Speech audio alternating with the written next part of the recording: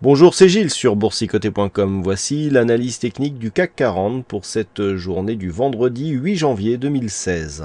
Avec une séance qui confirme cette première semaine de l'année, puisqu'après une ouverture donc quasiment sur les mêmes niveaux que les niveaux de clôture d'hier, on est quasiment allé combler ce gap, mais on va voir qu'il nous reste encore quelques points pour le combler totalement avant de clôturer au plus bas du jour à 4333,76. Alors quasiment au plus bas, puisqu'on a un plus bas à 4333,74, donc 2 centièmes de point, on peut dire qu'on clôture au plus bas.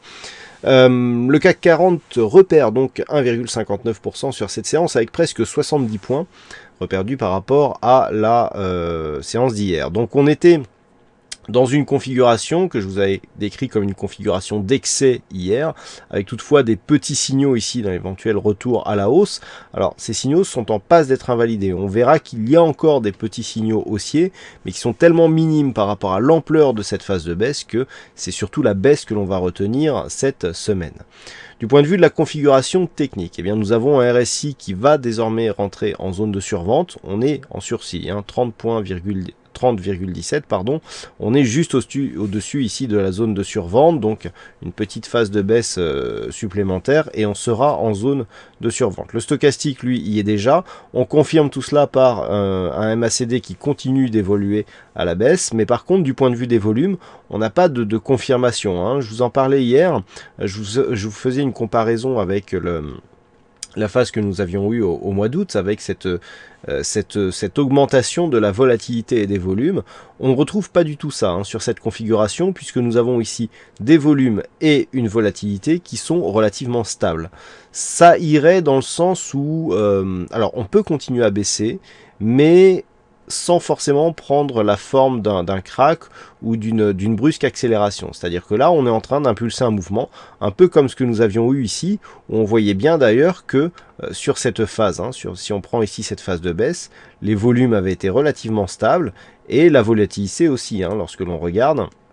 Sur cette phase, on n'a pas de brusque hausse de volatilité, un petit peu ici sur cette séance, mais c'était relativement stable. Et vous voyez que on était pour autant bien descendu, avec ici des cours qui restaient ici sur la bolle inférieure, ce qui est caractéristique tout de même d'une phase donc dynamique, puisque lorsque l'on longe comme ça la bolle inférieure, eh bien on est dans une phase dynamique, que ce soit la bolle inférieure ou supérieure d'ailleurs. Eh bien c'est a priori après cette phase d'excès ici que nous avons eu hier sur cette séance totalement hors bol, on revient ici, on réintègre donc très légèrement l'espace entre les bandes de Bollinger et je dirais que le signal de continuité irait sur une poursuite du mouvement baissier sur la bande de Bollinger inférieure. C'est pour l'instant le scénario le plus crédible qui s'offre à nous. Alors, j'en veux pour preuve justement ce retour après la phase d'exagération que nous avons eue. Si on compare par exemple ces deux phases ici, regardez, on va comparer ici ces deux phases de baisse. Première phase de baisse ici, on a une impulsion sur cette bougie, phase d'exagération, on revient légèrement, d'ailleurs le retour ici sur la moyenne mobile que nous avons eu, nous ne l'avons pas eu ici, c'est encore un signe de force à la baisse, et ensuite on est venu marquer ici plusieurs bougies le long de la bande de Bollinger. Ici nous pouvons considérer que la première impulsion c'est cet ensemble de 5 bougies, ici la phase d'exagération avec quelques signaux de rebond. Ici, nous avions quelques signaux de rebond avec ce doji ici, suite à une forte baisse, avec cette ombre haute plus développée que cette ombre basse plus développée que l'ombre haute. On a eu la réintégration, mais relativement faible, avec une ombre haute qui du coup est plus forte que l'ombre basse, une bougie hésitante, donc pas de conviction de retournement. Ce que nous avons là, c'est encore pire, puisqu'on a un début de rebond, certes, mais qui repart immédiatement à la baisse. Donc là, on vient juste réintégrer la bolle. On n'arrive même pas à combler ce gap ici pour 3 points. Et on repart tout de suite à la baisse et on clôture à l'extérieur des bandes de Bollinger. Donc là, la pression baissière est beaucoup plus forte que celle que nous avions eue sur cette phase. Et lorsque l'on a vu ici de quelle manière sont descendus les cours, eh bien on peut s'attendre à une possibilité similaire à partir de cette zone ici, si on considère que la réintégration ici est semblable. Donc on voit ici que malgré cette phase d'excès et ce petit retour, on a de la conviction baissière donc sur cette sur cette phase de baisse, mais qui peut se faire sans forcément de cracks. Donc ça, on l'a vu sur les volumes et sur la volatilité, mais d'une manière assez progressive, un petit peu à l'image de ce que nous avions eu ici durant ce début de mois de décembre. Donc pour l'instant, c'est l'orientation, c'est l'option que je prendrai pour jouer la poursuite du mouvement. Nous sommes vendredi, donc je vous propose une vue hebdomadaire du CAC 40, et là c'est encore plus clair, hein. On a donc la phase de hausse, la phase de neutralisation, rupture ici, on vient ici marquer un premier point bas, on vient rechercher la moyenne mobile 20 exponentielle, on la teste un petit peu mais on n'arrive pas à s'extirper de cette zone et donc on reste autour de cette moyenne mobile 20 exponentielle, donc ici symbolisé entrée rouge plein, et puis ensuite on retrouve cette moyenne mobile 20 exponentielle comme zone de résistance ici sur cette phase, première impulsion, deuxième, clac, on revient chercher la bolle inférieure, c'est-à-dire que depuis qu'on a changé de tendance, ici on a premier impact, on casse légèrement, deuxième impact, on recasse légèrement ici, mais troisième impact, on revient sur la bolle inférieure. La seule chose qui manque, d'un point de vue hebdomadaire, par rapport ici à cette attaque et à cette attaque, c'est d'avoir un nouveau point bas. Et ça sera l'enjeu de la semaine prochaine, car si on valide ici un nouveau point bas, eh bien on aura ici 1, 2, 3, 4 et 5. Après ça, nouveau point bas, et bien 3 points hauts significatifs descendants, 3 points bas significatifs descendants, c'est la confirmation de la tendance baissière. Donc ce qu'il faudra surveiller la semaine prochaine, c'est une éventuelle cassure de cette zone ici, de points bas qui se situe à 4230 points. Donc ça sera l'objectif. Tant que les cours restent ici au-dessus de cette zone des 4230 points, on est potentiellement sur une phase de neutralisation. Il faut vraiment valider un nouveau point bas pour confirmer la tendance baissière moyen terme. Dans l'éventualité d'un rebond technique, il faudrait repasser au-delà de cette zone ici de point haut, donc le point haut de cette bougie qui marque le sommet du rebond technique après la première impulsion baissière, qui se situe donc à 4708 points. Donc pour impulser un rebond, il faudrait repasser la semaine prochaine, donc au-delà des 4708 points. Et d'un point de vue un peu plus moyen terme, le point haut à dépasser pour réorienter la tendance moyen terme à la hausse, puisqu'on serait là à la hausse, eh bien ça serait cette zone des 5011, puisque c'est le dernier point haut significatif. Vous voyez que si nous avions ici point bas, point haut, point bas par exemple, si on le prend ici sur cette phase, et un point haut supérieur, eh bien ici on a un point bas, un point haut, un point bas, un point haut, et tout cela sera haussier, puisque nous aurions ici des points bas haussiers, des points hauts haussiers. Mais pour cela, il ne faut pas casser les 4230 points. Donc ça va être la zone à surveiller la semaine prochaine, 4230 points.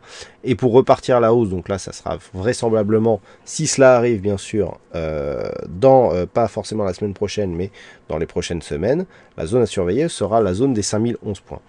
D'un point de vue chartiste, il y a aussi un élément que l'on voit, alors au-delà des indicateurs, donc où le RSI et le stochastique redescendent vers leur zone de survente, le MACD accompagne bien le mouvement. Au-delà aussi, avec le MACD, on avait relativement bien anticipé ici le retournement, puisque une fois ce premier retournement ici invalidé, on avait eu un premier retournement suite à cette bougie qui nous avait détecté donc un changement de tendance relativement avec encore une fois un très bon timing. Donc le MACD accompagne bien le mouvement, on est dans une tendance baissière confirmée du point de vue en tout cas du MACD pour ce qui est du court terme. Du point de vue des volumes, suite à la trêve de Noël, où nous avons ici ces deux histogrammes hebdomadaires, eh bien on reste dans la moyenne, ce qui montre aussi qu'il n'y a pas de forte accélération. Et puis du point de vue de la volatilité, on est stable aussi. Par contre, d'un point de vue chartiste, ce qui est intéressant de constater, c'est que si on considère ici cette zone des 4310 points, avec des petits excès temporaires, nous avons ici des cours qui viennent d'une manière relativement forte, qui rebondissent ici de cette manière et qui viennent décrire un deuxième arc de cercle sur cette phase. Donc là, nous avons une configuration ici en anse avec tasse inversée parce que l'objectif est baissier. Et lorsque l'on regarde du point de vue de l'objectif, on a une ligne d'eau ici à 4310, on a un fond de tasse à 5011 points, on va arrondir à 5010 pour le calcul, ça veut dire que 4310 à 5010, on a 700 points d'objectif à partir de cette zone des 4310 points, ce qui nous fait 3610. La zone des 3600 points est une zone relativement éloignée, lorsque l'on regarde un petit peu ce que ça nous donne. Voilà, 3600 points, c'est une zone en plus qui était une zone majeure, hein, c'est une zone qui a beaucoup fonctionné à une certaine époque. Et lorsque l'on regarde, eh bien, il faut vraiment partir relativement loin. Vous voyez, 3600 points, c'était cette zone ici. On avait eu donc les 3600 points qui étaient résistance, hein, c'était en septembre 2012. Et ensuite, cette zone ici avait été un support majeur, hein, puisqu'on avait rebondi à plusieurs reprises sur cette zone. Et donc, si on casse ici cette zone, alors on a d'autres zones intermédiaires ici qui correspondent au mois d'octobre 2014, mais si on casse ici cette zone, eh bien l'objectif deviendrait ici la zone des 3600 points qui était précédemment une zone majeure. Qui plus est, avec les versements de dividendes qui sont intervenus depuis, cette zone devra être recalculée car elle aura été décalée. Toutefois, la rupture ici de cette zone validerait une continuité de tendance baissière avec donc des objectifs qui sont relativement bas, hein. Même si on n'était pas sur 3600 points, vous voyez qu'on a une extension ici à 3825 points qui serait déjà un premier objectif qui correspond ici à cette zone de point bas que nous avions eu en septembre 2014, hein. Donc les objectifs ici 3800, 825 puis 3600 points. Du point de vue journalier maintenant, on retrouve hein, donc la configuration en anse avec tasse inversée. Bon, je ne vais pas vous la retracer parce que ça donne à peu près la même chose que ce que l'on a sur l'hebdo. Par contre, donc d'un point de vue daily, j'attendais un peu plus ici de cette configuration. Une bougie verte comme ça en configuration hors bol. Normalement, on aurait pu attendre ici avec en plus ce gap, un comblement et au moins un contact ici avec cette moyenne mobile 5 exponentielle. On le voit bien ici hein, sur cette phase. Certainement que lorsque les cours sont arrivés ici, la moyenne mobile était plus haute. Donc lorsque l'on a baissé ici pour venir en clôture, la moyenne mobile étant calculée sur le niveau de clôture, aurait pu revenir ici sur marquer un contact avec le point haut, mais ça n'aurait pas été valable en temps réel. Toutefois, ce que l'on voit, c'est que même après cette phase de baisse, on n'a toujours pas de contact. Le fait que nous ayons ici des cours qui réintègrent les bandes de Bollinger sans remonter d'une manière plus significative nous montre qu'il y a encore énormément de pression baissière sur ce CAC 40 et sur le reste des indices européens, et que avec cette pression, on a réussi à préserver un gap baissier ici. C'est-à-dire que là, nous avons eu un fort gap baissier, hein, puisque quand on a ouvert hier, on est parti ici d'un gap qui faisait presque 100 points. On a commencé à le combler, mais sur la poursuite, sur la réintégration, alors qu'on avait une force naturelle qui allait pousser le CAC 40 vers le haut, parce qu'on était ici sur une forte phase d'excès, donc tous les investisseurs contrariants, eh bien, pouvaient parier ici sur un rebond technique du CAC. On est venu chercher ici donc à 3 points près le comblement du gap, et puis finalement on retourne ici sur une zone proche des 4320 qui est notre zone de support objectif. Donc là, la pression baissière est très forte, on reste sur deux gaps qui restent ouverts, un gap ici de rupture avec cette phase de hausse, rupture qui nous fait passer en phase de baisse, un gap ici de continuité qui confirme son statut de gap de continuité puisque la tentative de comblement se solde d'une par un échec et deux nous confirme que cette zone est désormais une zone de résistance technique, hein, donc cette fameuse zone entre 4335 et 4430 points et 4440 points. Cette zone ici est une zone de support qu'il faudra absolument prendre en compte sur les prochains éventuels rebonds techniques. A l'inverse, toute cassure ici de cette zone des 4320, eh bien nous enverrait sur de nouveaux plus bas qui sont les mêmes objectifs que ceux que je vous ai cités sur l'analyse hebdo, alors pour un horizon plus court bien sûr, sur le journalier ici ça nous donne bien tout simplement les points bas ici que nous avons là. Donc la zone des 4320, on peut quasiment considérer que cette zone a été atteinte. Sur une poursuite de cette zone, donc sur cassure de cette zone, eh bien ça sera la zone 4252, la zone de support naturel, et le point bas ici à 4230 points. Sous 4230 points, eh bien on peut avoir une accélération avec donc deux nouveaux points bas, moyen et long terme, enfin surtout moyen terme, qui nous confirmerait eh bien, le changement de tendance vers une tendance baissière. Voilà ce que l'on peut dire donc sur cette analyse technique du CAC 40. Alors, nous avons eu un fixing aujourd'hui. C'est Sarah qui gagne sur cette session. Bravo à toi, Sarah.